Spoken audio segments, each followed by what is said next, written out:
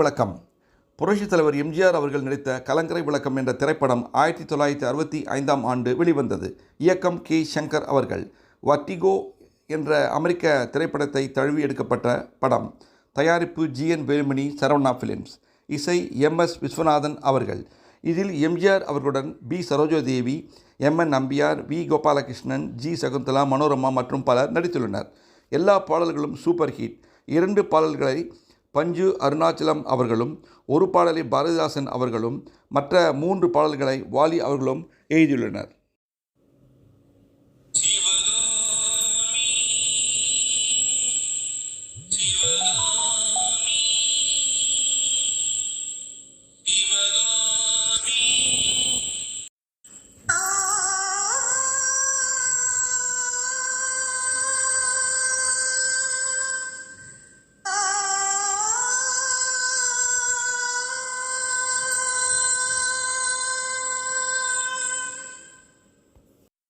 பொன்னிழில் பூத்தது புதுவானில், வெண்பனி தூவும் நிலவேனில்.